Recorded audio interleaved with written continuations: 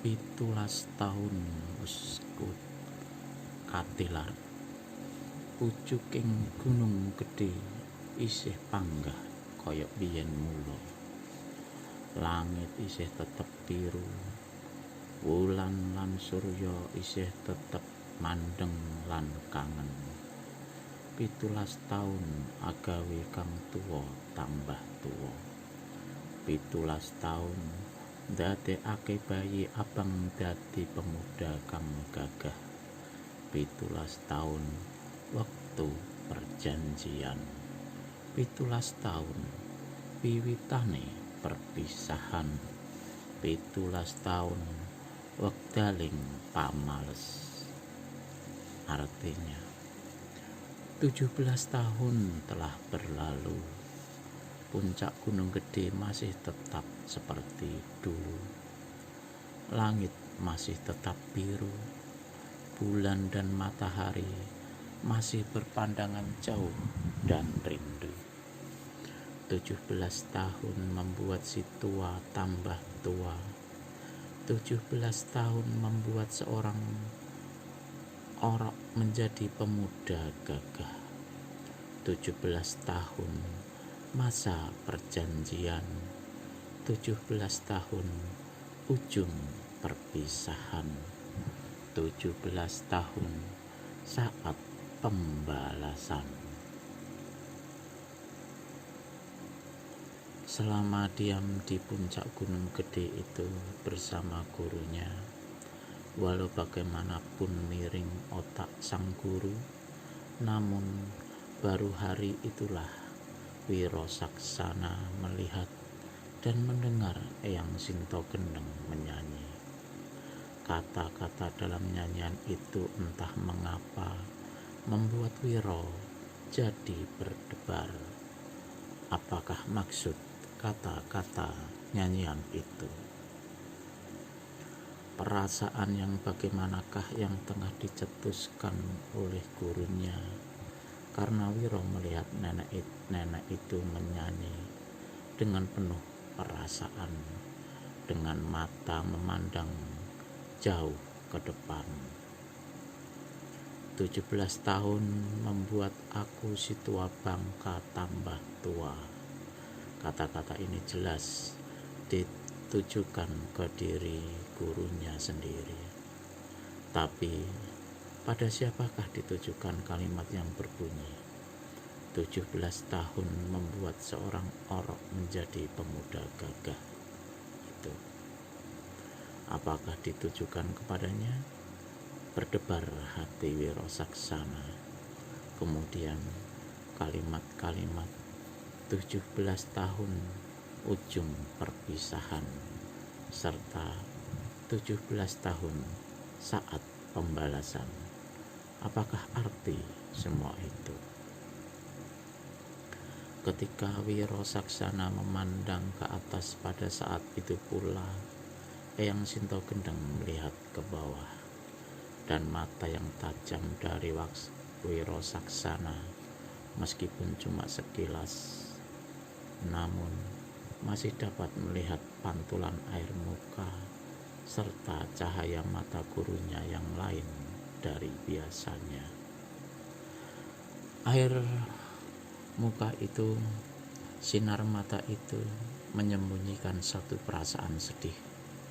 Perasaan apakah yang menyemak hati sang guru sebenarnya?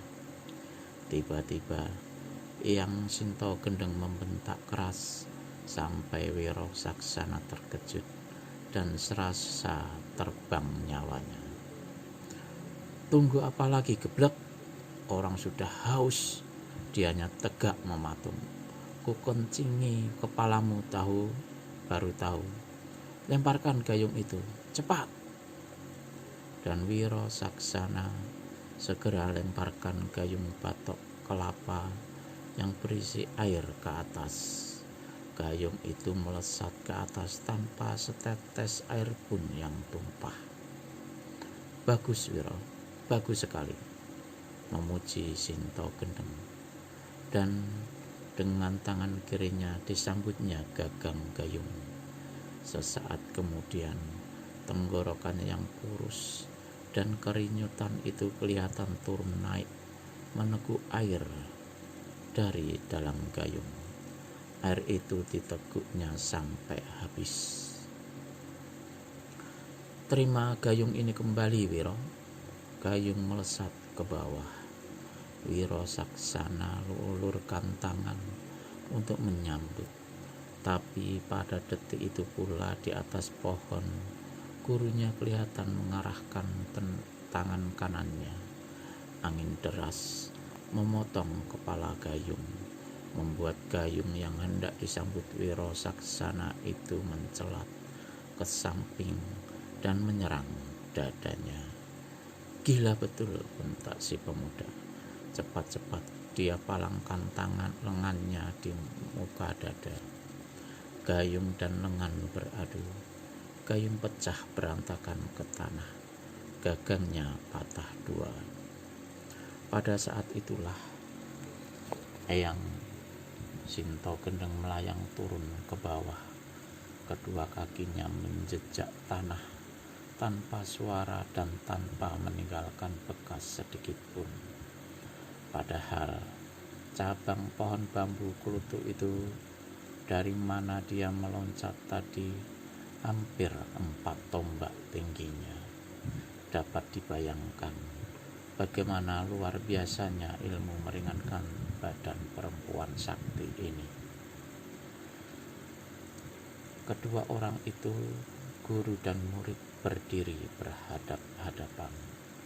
Wiro Saksana dapat merasakan betapa lainnya pandangan kedua mata Sinto Gendeng kepadanya. Pandangan yang tidak dimengertinya. Nenek-nenek ini bergerak mundur beberapa langkah ke belakang. Kedua kakinya kemudian merenggang, sedang kedua tangan mengembang ke depan. Mulutnya berkemik. Detik demi detik sepasang kakinya amblas ke dalam tanah sampai 3 cm. Sedang seluruh tubuhnya bergetar hebat. Mukanya yang hitam dan berkerinyut itu basah oleh keringat. Tiba-tiba kejut Wiro Saksana bukan olah-olah ketika dilihatnya bagaimana kedua tangan gurunya berwarna putih sekali, sedang 10 kuku jari tangan perempuan itu memerah serta memancarkan sinar yang menyilaukan. "Eyang," seru Wiro Saksana, "apakah kau mau bikin aku mati konyol dengan pukulan sinar matahari itu?" Sinto Gendeng tidak menjawab. Mulutnya semakin mengemik, rahang-rahangnya semakin mengatup, dan pandangan mata serta tampangnya sangat mengerikan. Merinding bulu kuduk Wiro Saksana. Baru kali ini dilihatnya gurunya sedahsyat itu. Tanpa menunggu lebih lama, tanpa menunggu kedua tangan yang mengepal dihantamkan ke muka, maka pemuda ini cepat-cepat pentang kaki dan dekapkan lengan di muka dada. Matanya meram, mulutnya kumat kamit, sepasang kakinya amblas 2 cm ke tanah. Tubuhnya tak bergerak barang serambut pun, laksana gunung karang yang keras membatu. "Ciat!" bentakan Sinto Gendeng melengking melanglang langit. Kedua tangannya dipukulkan ke depan. 2 rangkum sinar putih yang menyilaukan serta panasnya dapat menghanguskan dan melelehkan benda apa saja yang menggempur ke arah sasaran di depan sana, yaitu tubuh Wiro Saksana. Pada detik yang sama, Wiro Saksana membentak pula. "Hiya!" Tangan yang tadi bersidekap dengan serentak memukul ke depan, dan kedua tangan itu terus saja terpentang lurus ke depan. Inilah apa yang dinamakan ilmu pukulan benteng topan melanda samudra. benteng topan melanda samudra. Ilmu pukulan ini bukan saja dapat dipakai untuk menyerang, tapi sesuai dengan namanya juga dapat menjadi perisai tangguh atau benteng kekar yang melindungi Wiro dari serangan gurunya. Bila angin-angin topan pukulan itu sama bertemu di udara, maka terdengarlah suara berdentum yang menyenging liang telinga. Debu dan pasir beterbangan, daun-daun berguguran, bahkan ranting-ranting kering patah-patah dan berjatuhan. Puncak gunung gede bergetar, langit seperti mau terbelah oleh dentuman itu. Ketika debu dan pasir surut ke tanah, ketika keadaan di sekitar situ menjadi terang kembali, maka Wiro Saksana melihat bagaimana kedua kaki gurunya amblas ke dalam tanah sedalam 10 senti. Muka perempuan itu penuh keringat dan matanya menyipit. Namun bila ditelitinya pula keadaan dirinya, maka didapatinya kedua kakinya tenggelam ke dalam tanah sampai sebatas betis, sedangkan tubuhnya yang memercikkan keringat dingin itu terasa masih bergetar gontai akibat adu tanding tenaga dalam yang luar biasa tadi. Bagus Wiro, bagus sekali, terdengar Eyang Sinto Gendeng meski memuji, namun dari mukanya bukan menunjukkan kegembiraan. Sebaliknya, muka yang berkerut-kerut itu masih memancarkan kengerian. Sekarang sambuti pukulan angin es ini Wiro. Dan habis berkata begitu, Sinto Gendeng angkat tinggi-tinggi kedua tangannya dengan telapak membuka lebar menghadap ke arah muridnya. Matanya kembali terpejam. Wiro menunggu dengan badan tiada bergerak. Udara mendadak menjadi sangat sejuk. Kemudian ketika Sinto Gendeng memutar-mutar kedua tangannya, maka kesejukan itu mendadak sontak berubah menjadi udara yang sangat dingin, menyembilui tulang-tulang sungsung. Geraham-geraham Wiro Saksana bergemeletakan, menahan rasa dingin yang amat sangat itu. Permukaan kulitnya membeku seperti ditutupi salju. Tanah yang dipijaknya laksana pedataran es.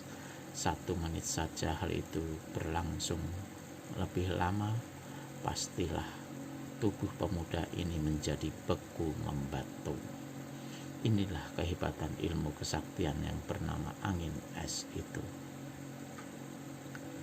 Dengan badan bergetar menahan dingin, Wiro Saksana membentak dahsyat.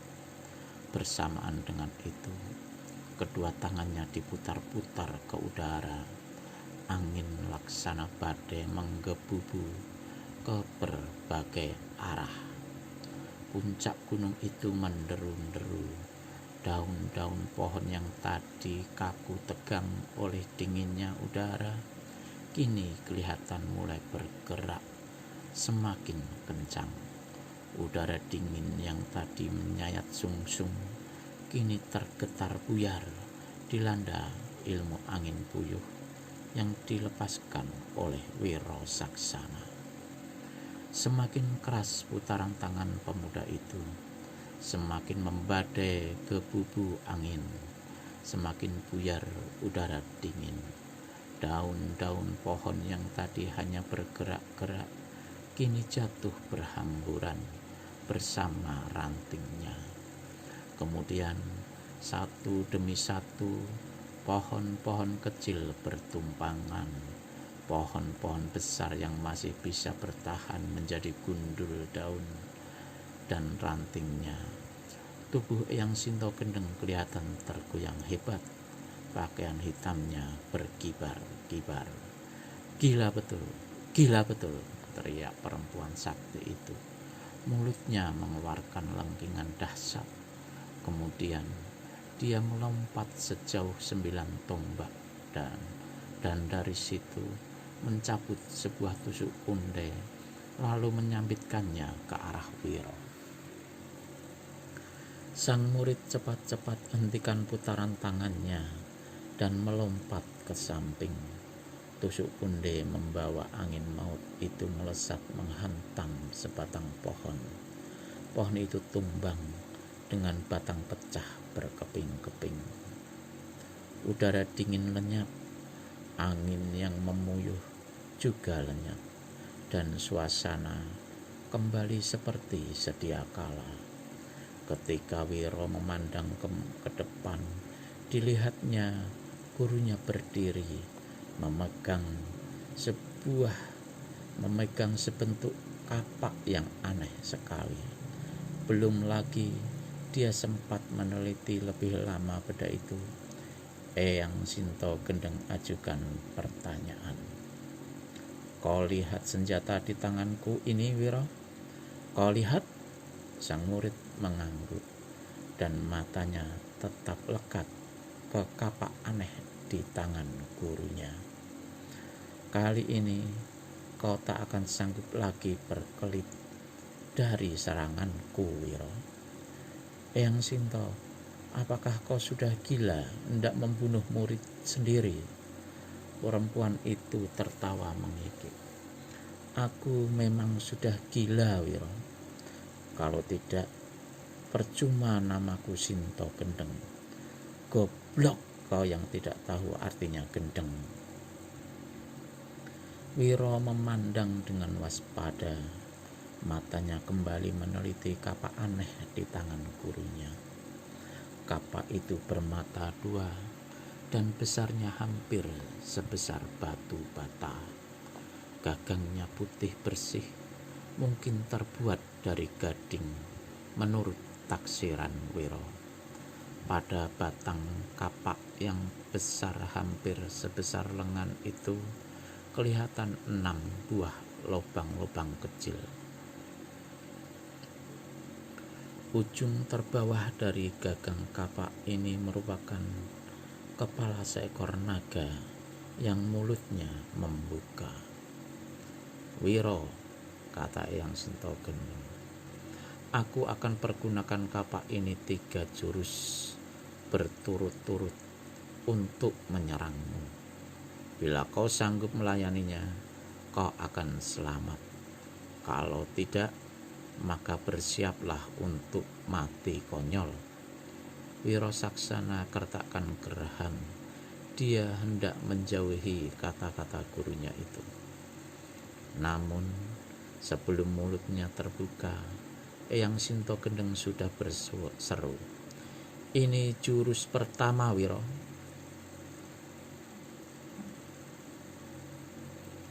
Si tua Sinto Gendeng menerjang ke depan.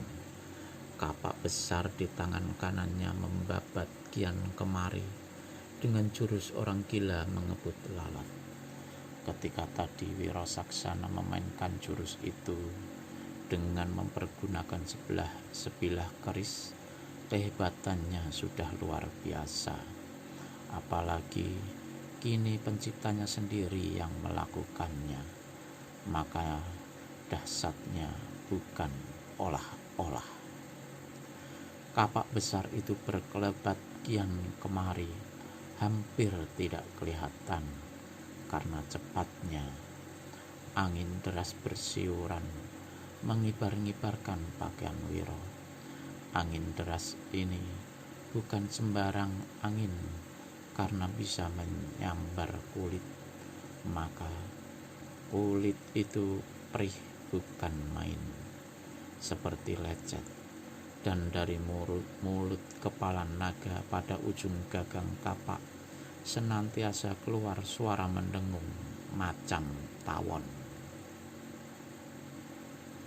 Dalam sekejap saja Wiro Saksana segera terbungkus sambaran-sambaran kapak bermata dua itu. Mata dan kulit tubuhnya perih terkena angin tajam yang menderu-deru. Telinganya pengang oleh suara yang mengaum yang keluar dari mulut kepala naga-nagaan pada gagang kapal. Ciat! Wiro membentak dahsyat. Tubuhnya berkelebat dan lenyap detik itu juga. Tangan dan kakinya menyambar-nyambar kian kemari, membuat gerakan menghindar dan menyerang bagian-bagian yang lowong dari gurunya.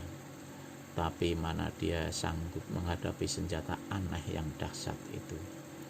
Apalagi senjata tersebut berada dalam tangan Sinto Gendeng dan mempergunakan jurus orang gila mengebut lalat yang sudah mencapai tingkat kesempurnaannya. Dalam sekejap mata, pemuda itu terdesak hebat. Lengah sedikit saja, pastilah pinggang atau perut atau dada atau tenggorokannya akan kena disambar mata kapak. Hanya dengan mengandalkan ilmu meringankan tubuh yang sangat tinggi yang dimilikinya lah, maka Wiro Saksana dapat menghindari sambaran-sambaran dan bacokan-bacokan kapak bermata dua itu. Berkali-kali Wiro melepaskan pukulan-pukulan tenaga dalam yang dahsyat. Namun angin pukulannya terbendung, bahkan dihantam buyar oleh angin tajam yang menderu yang keluar dari senjata di tangan gurunya. Senjata edan, maki Wiro Saksana. Tiba-tiba dijatuhkannya tubuhnya ke bawah. Serentak dengan itu, tangan kanannya dengan jari-jari ditekuk ke dalam, meluncur ke arah sambungan siku Eyang Sinto Gendeng. Tapi pada detik itu pula, kaki kanan sang guru menyapu dari atas ke bawah, mencari sasaran di kepala Wiro Saksana. Mau tak mau, pemuda ini terpaksa jatuhkan diri dan gulingkan diri di tanah. Dengan demikian, maka berakhirlah jurus pertama yang penuh kehebatan itu. Sinto Gendeng berdiri dengan dada turun naik. Kini jurus kedua Wiro, katanya. Kedua kakinya dipentang lebar-lebar. Tubuhnya membungkuk ke depan sedikit, sedang kapak di tangan kanan dipegangnya lurus-lurus ke depan, ke arah Wiro Saksana. Dari balik pakaian hitamnya, Eyang Sinto Gendeng mengeluarkan benda hitam yang berkilauan ditimpa sinar matahari. Wiro tak dapat memastikan benda apa yang ada dalam tangan kiri gurunya itu. Mungkin sebentuk besi, mungkin juga sebuah batu. Tiba-tiba tangan kiri Sinto Gendeng memukulkan benda itu di tangan kirinya ke kepala kapak. Bunga api memijar, dan sedetik kemudian lidah api yang dahsyat menyambar ke arah Wiro Saksana. Terkejutnya pemuda itu bukan alang kepalang. Dia membentak dan lompat ke udara. Lidah api lenyap di bawahnya. Kedua kakinya terasa perih panas, dan bila dia melirik ke belakang, maka dilihatnya bagaimana semak belukar serta pepohonan terbakar berkobar oleh sambaran lidah api tadi. Masih belum turun ke tanah lagi, maka Sinto Gendeng telah menyerang pemuda itu untuk kedua kalinya. Lidah api menyambar lagi. Wiro bergulingan di tanah, menghindarkan dengan sebat. Tanah yang tersambar lidah api kapak sakti itu menjadi hitam hangus. Wiro leletkan lidahnya. Meski belum sempat dia mengatur napas, dengan tangan kiri dan tangan kanan Sinto Gendeng bergerak lagi berkali-kali. Lidah api yang hampir setengah lusin banyaknya menyambar tubuhnya dari 6 jurusan. Wiro memekik dahsyat, meraung dan membentak. Kedua tangannya diangkat tinggi-tinggi ke atas. Tubuhnya melompat kian kemari, mulutnya komat kamit. Aji angin es yang ditebarkannya hanya bisa menahan gelombang lidah api yang menyambar, tapi sama sekali tidak dapat melenyapkan hawa panas lidah-lidah api itu. Wiro Saksana kelagapan, tapi masih belum hilang akal. Bentakan setinggi langit melengking ke udara. Tubuh Wiro Saksana lenyap keluar dari sambaran-sambaran lidah-lidah api untuk sesaat, kemudian berguling di tanah dengan sangat cepatnya menuju ke tempat Eyang Sinto Gendeng berdiri. Sambil bergulingan ini, Wiro lepaskan 2 pukulan tangan kosong yang hebat. Satu unyuk melempar buah, yang satu lagi sinar matahari. Mau tak mau, Sinto Gendeng hindarkan diri juga ke samping. Maka putuslah jurus kedua itu. Wiro Saksana itu berdiri dengan tubuh berkeringat dingin. Di belakangnya kobaran api masih juga membakar semak belukar dan daun-daun pepohonan. Gurunya dilihatnya berdiri tegak tak bergerak. Benda yang di tangan kirinya tadi ternyata adalah sebuah batu api, dan kini sudah disimpannya kembali di balik pakaian hitamnya. Jurus terakhir Wiro, kata Eyang Sinto Gendeng. Pemuda itu tahu kalau 2 jurus pertama tadi hebatnya bukan olah-olah, maka jurus ketiga atau yang terakhir ini tentu lebih dahsyat lagi. Karenanya dia benar-benar lebih waspada dan lebih teliti. Sekarang sepasang matanya yang hitam pekat itu menyorot tajam-tajam ke depan. Sinto Gendeng memegang kapak itu dengan terbalik. Mulut naga-nagaan yang terbuka didekatkannya ke mulutnya, sedang jari-jari tangannya menutup 6 lubang di batang kapak. Ketika Wiro Saksana tidak mengerti apa yang bakal dia perbuat gurunya, maka terdengarlah suara tiupan seruling. Ternyata kapak itulah yang mengeluarkan suara seruling tersebut dan ditiup oleh Sinto Gendeng. Gema seruling itu mula-mula perlahan halus dan lembut, memukau Wiro Saksana. Kemudian tiupan seruling mengeras dan pembuluh-pembuluh darah di tubuh Wiro seperti ditusuk-tusuk. Darahnya mengalir tidak karuan, menyendat-nyendat.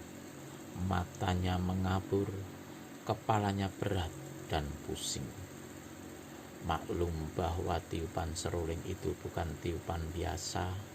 Cepat-cepat Wiro menghempos tenaga dalam, mengatur jalan napas dan darahnya. Tapi kasip, suara seruling semakin kencang melengking dan menusuk-nusuk gendang-gendang telinga. Wiro kerahkan lagi tenaga dalamnya.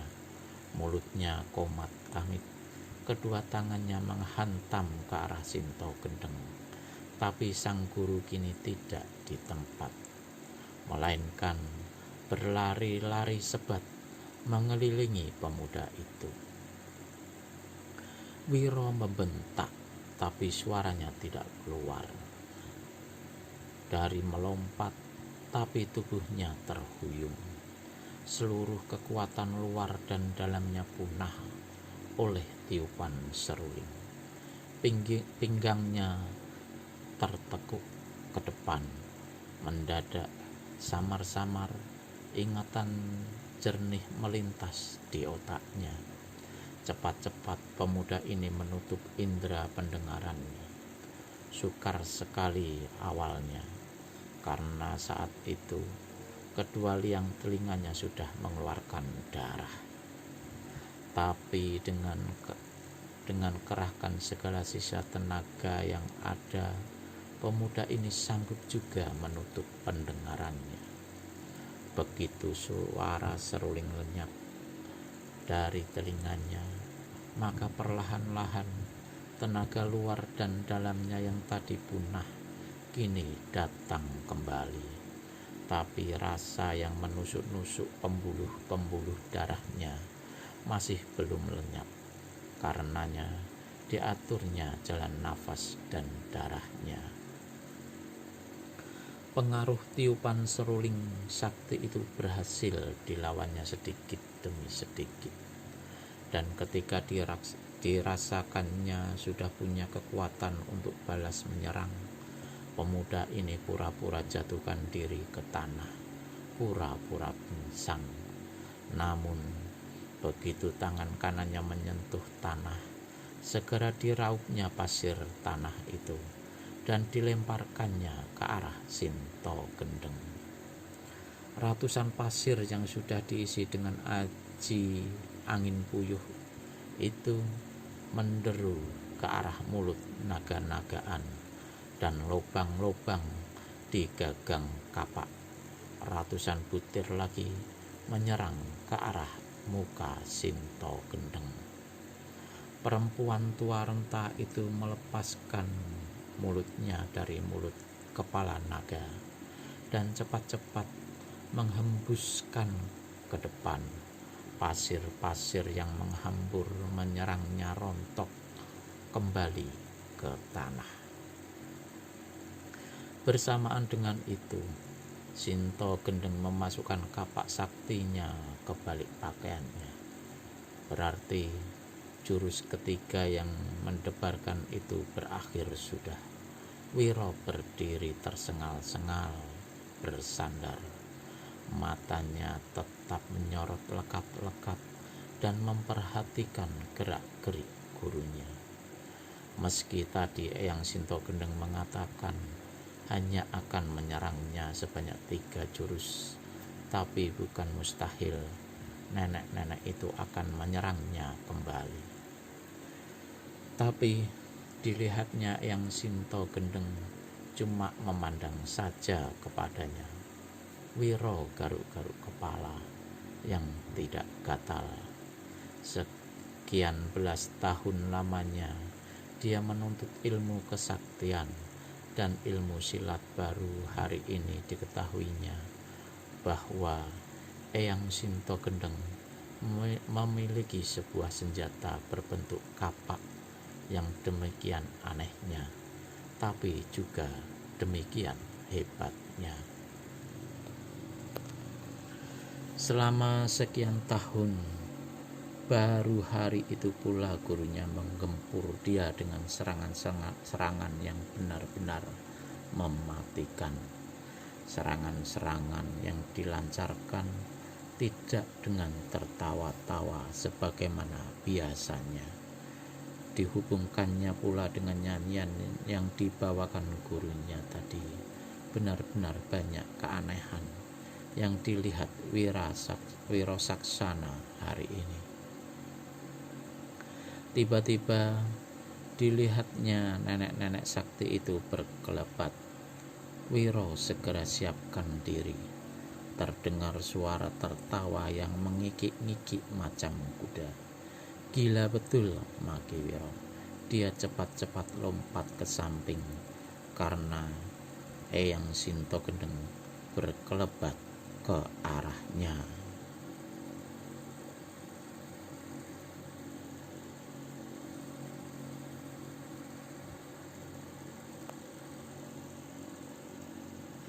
Tetapi Eyang Sinto bukan menyerangnya.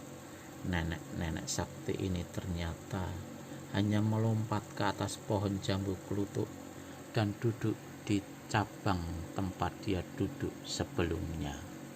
Bagus Wiro, bagus sekali, katanya. Mukanya dihadapkan lurus-lurus ke arah timur. Sekian lama kau kudidik di puncak gunung gede ini, ternyata tidak mengecewakan. Sinto Gendeng tertawa melengking-lengking, dan sehabis tertawa tadi, maka diulanginya nyanyian tadi, nyanyian yang membuat hati Wiro Saksana menjadi bergetar. 17 taun wis katilar, pucuking gunung gede isih panggah kayak biyen mula. Langit isih tetep biru, wulan lan surya isih tetep manding lan kangen. 17 taun agawe kang tuwa tambah tuwa. 17 taun ndadekake bayi abang dadi pemuda kang gagah. 17 taun waktu perjanjian. 17 taun wiwitane perpisahan. 17 taun wekdaling pamales. Wiro duduk menghamparkan diri di bawah sebatang pohon di seberang pohon jambu kluthuk. Dilihatnya, gurunya menghela nafas dalam beberapa kali. Dadamu sesak, Eyang. Aku bisa tolong urut. Diam, bentuk Sinto Gendeng. Wiro menggaruk kepalanya dan diam. Aku mau bicara sama kau, kata Sinto Gendeng. Bicara apa, Eyang?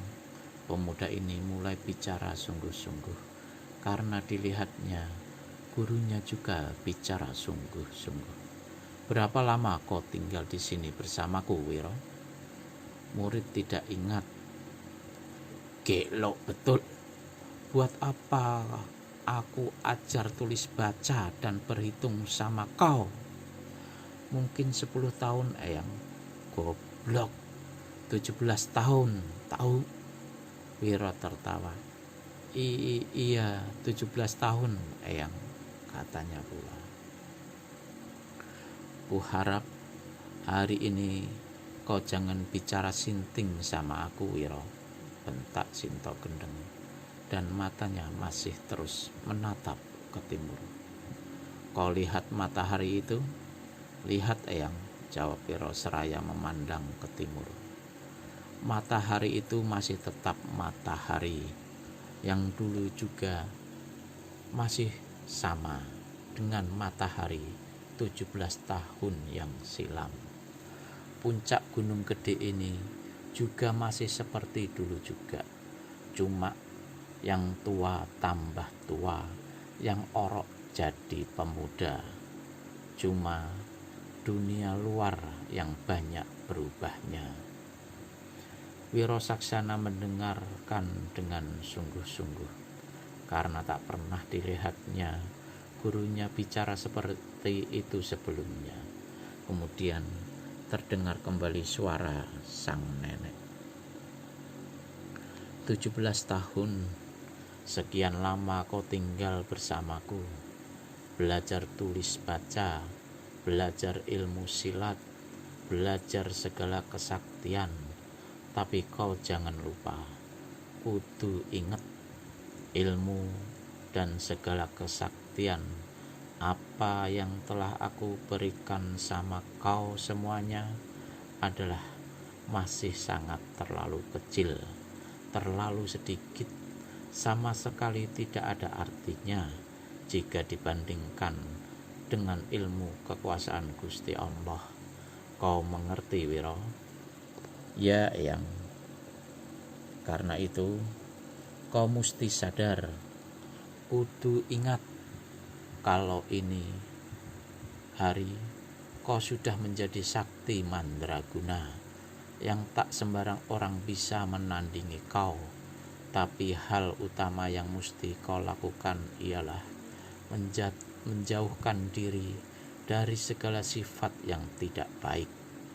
Kau jangan sekali-sekali bersifat sombong, congkak, dan takabur. Pakai semua ilmu yang kuberikan untuk menolong sesama manusia, untuk kebaikan.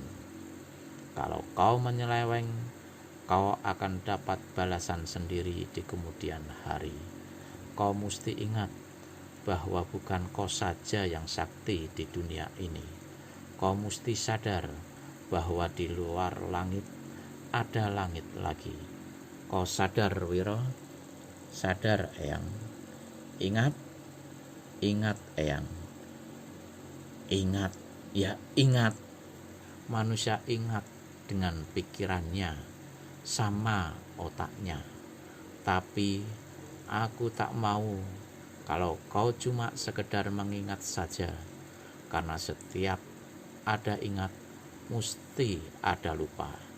Dan manusia manapun selagi bernama manusia, suatu ketika tetap akan membawa sifat lupa itu.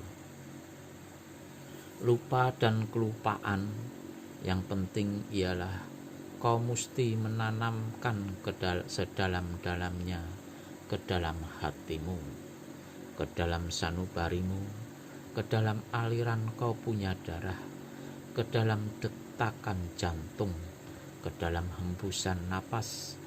Sesuatu itu jika ditanamkan dalam-dalam laksana sebatang pohon jadinya. Tak satu tangan pun yang sanggup mencabutnya dari bumi, karena dari hari ke hari akar yang membuat pohon itu tegak semakin kokoh dan jauh masuk ke dalam tanah. Kesunyian menyeling beberapa lamanya. Kesunyian ini dipecahkan oleh suara Eyang Sinto Gendeng kembali. Hari ini adalah hari yang penghabisan. Kau berada di sini, Wiro. Eyang terkejut Wiro Saksana mendengar kata-kata gurunya yang tiada disangkanya itu. Kau terkejut? Tak perlu terkejut. Di dunia ini selalu ada waktu bertemu, selalu ada waktu perpisahan, waktu datang dan waktu pergi. Aku telah selesai dengan kewajibanku memberikan segala macam ilmu kepada kau, dan kau sudah selesai dengan kewajiban kau, yaitu menuntut dan mempelajari ilmu itu dariku. Dalam duduknya itu, Wiro Saksanya jadi tertegun. Jadi rupa-rupanya apa yang dinyanyikan oleh Eyang Sinto Gendeng tadi ada hubungannya dengan peri kehidupannya. Cuma yang belum dimengerti Wiro ialah barusan kalimat 17 tahun masa perjanjian, 17 tahun saat pembalasan. Eyang Sinto Gendeng tiba-tiba melayang turun ke tanah kembali. Dia berdiri di hadapan muridnya dan mulai lagi bicara. Segala apa yang ada di dunia ini selalu terdiri atas dua bagian, Wiro. Dua bagian yang berlawanan satu sama lain, tapi yang menjadi pasangannya. Wiro Saksana mengeringitkan kening, tak mengerti. Misalnya, Eyang, tanyanya. Misalnya, ada laki-laki, ada perempuan. Bukankah itu dua bagian yang berlawanan, tapi merupakan pasangan? Betul, Eyang.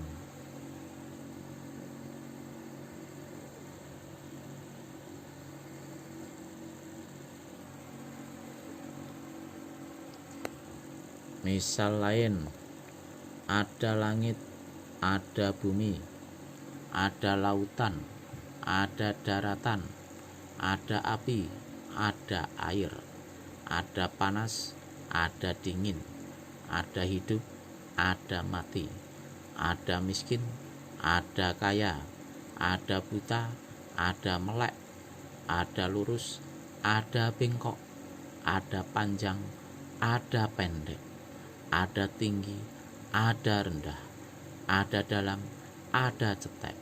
Semuanya selalu begitu, Wiro. Kemudian ada susah, ada senang, ada tertawa, ada menangis. Di atas semua itu ada satu yang tertinggi. Yang satu ini ialah penciptanya. Siapa yang ciptakan kau, Wiro? Tidak tahu, Eyang. Goblok. Aku tahu, Eyang. Siapa? Ibu sama bapakku. Siapa yang menciptakan ibu sama bapak kau? Nenek sama kakek. Yang menciptakan nenek sama kakek, nenek dari nenek dan kakek dari kakek. Dan yang menciptakan nenek dari nenek serta kakek dari kakek, ya nenek dari nenek dari kakek. Geblek, bentak Sinto Gendeng. Manusia tidak pernah bisa menciptakan manusia. Bapak kau kawin sama ibu kau, dan ibu kau cuma melahirkan kau. Lain tidak. Ibu kau dilahirkan sama nenek. Kau begitu seterusnya, goblok. Semua manusia ini, semua apa saja di dunia ini diciptakan oleh yang satu, oleh Gusti Allah.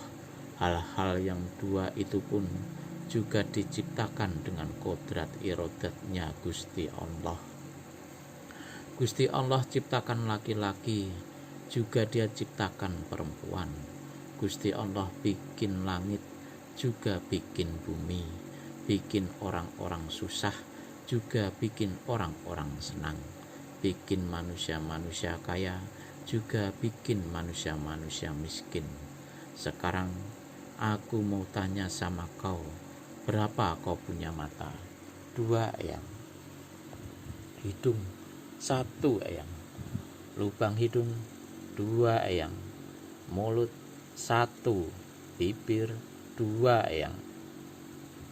Kepala 1, tangan 2, kaki juga 2, Eyang. Kau punya biji kemaluan 2, Eyang. Dan dalam hatinya Wiro memaki tapi geli. Kau punya batang kemaluan 1, Eyang. Wiro geli lagi dan memaki lagi.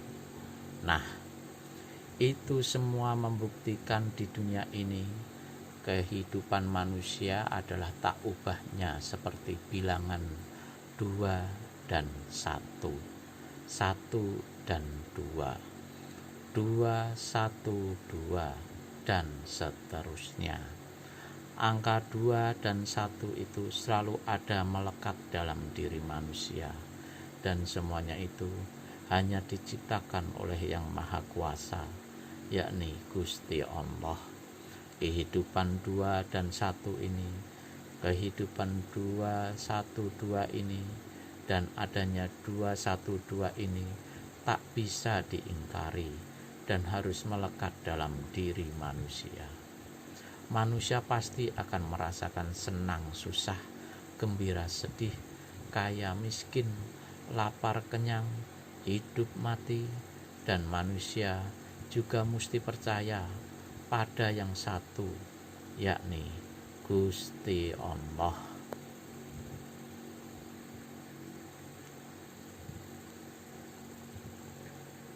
Tapi manusia yang picak, Eyang, matanya cuma satu. Manusia yang buntung kakinya sebelah, berarti cuma punya satu kaki. Jadi dia tidak memiliki angka 2 yang sempurna dalam dirinya. Betul, memang begitu. Berarti dia cuma punya satu mata, punya satu kaki. Nah, bukankah ada juga melekat angka 1 pada dirinya? Aku sudah bilang sama kau bahwa dalam diri manusia mesti ada angka 2 dan 1 itu. Apa kau masih kurang mengerti, goblok? Wiro diam. Kata-kata gurunya itu memang betul. Sekarang berdirilah kau, perintah Eyang Sinto Gendeng. Wiro Saksana berdiri. Eyang Sinto Gendeng menyeringai dan tertawa cekikikan. Tiba-tiba dari balik pakaian hitamnya dikeluarkannya kembali kapak saktinya. Terkejut Wiro Saksana dan pemuda ini mundur beberapa langkah ke belakang. Sinto Gendeng menyeringai. Sinto Gendeng menyeringai lagi, tertawa lagi hingga kedua matanya berair. Kenapa kau terkejut? Tanya Eyang Sinto Gendeng. Kau takut? Eyang mau bikin cilaka murid lagi? Tanya Wiro Saksana bersiap-siap. Dan nenek itu tertawa lagi melengking-lengking. Dia mundur sampai 7 tombak ke belakang. Pejamkan matamu, Wiro, perintah Eyang Sinto Gendeng pula. Tapi Eyang mau bikin apa? Kunyuk betul kau. Aku suruh pejamkan mata malah banyak tanya. Pejamkan matamu. Wiro memejamkan matanya dengan ragu-ragu. Karena itu, kedua mata itu dipejamkannya tidak rapat betul.